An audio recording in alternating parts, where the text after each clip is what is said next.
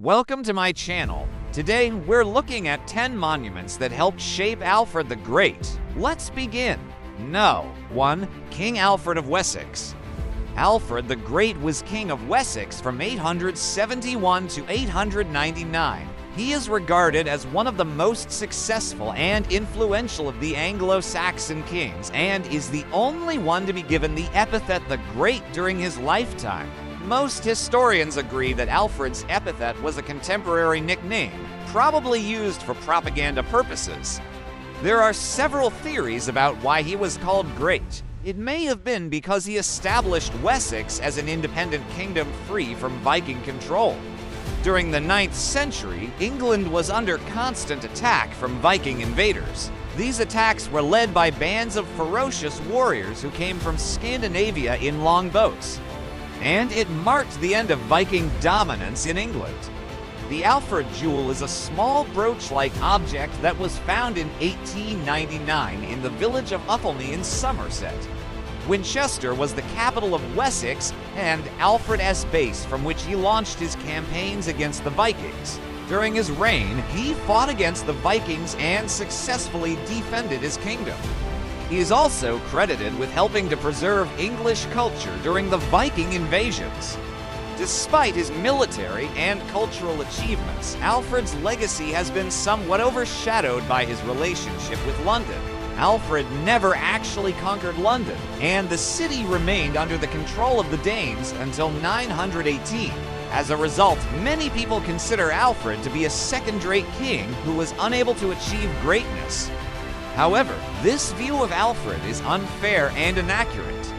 First of all, Alfred's goal was not to conquer every part of England. He was content to build up the kingdom of Wessex and to secure its independence from the Vikings. He also did a lot to improve the cultural and educational standards of his kingdom. And it was during his reign that the English language began to flourish. Finally, it was Alfred who laid the foundations for the English nation. He is known as Alfred the Great because he was a truly great king. It is thought that Alfred's victory at the Battle of Edington in 878 secured the independence of Wessex and established it as a major power in England. After his death, the Kingdom of Wessex and the Kingdoms of Mercia and East Anglia were united to form the Kingdom of England. Alfred is revered as a national hero and his legacy lives on in the many places that are named after him. He is buried at the Church of St. George's Chapel in Windsor Castle. After the Viking threat had been eliminated, Alfred was able to focus on internal affairs, and he is credited with having created a golden age in Wessex. He reformed the legal system, promoted education and culture, and oversaw a period of economic prosperity. It is decorated with a cross and a semicircular design and is inscribed with the words Ethelstan Rex or Ethelstan King. The jewel is named after Alfred the Great, who is said to have worn it. It is now in the British Museum and is a scheduled ancient monument. After the battle, Alfred was able to establish Wessex as an independent kingdom free from Viking control. They would raid coastal towns and villages, stealing what they could carry off and burning the rest. The Vikings were a serious threat to the Anglo-Saxons, but they were eventually defeated by King Alfred the Great, or it may have been due to his military successes against the Vikings. It was here that he received the support of the local lord, who gave him shelter in his home.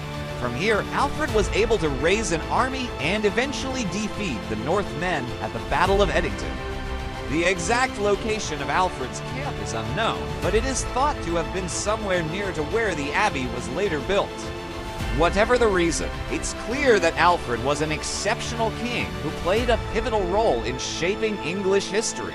2. Alfred the Great statue. This statue of Alfred the Great stands in the town of Winchester, which was the capital of his kingdom.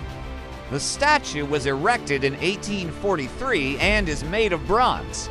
It depicts Alfred as an old man with a beard and a crown. He is seated on a throne and holding a scepter.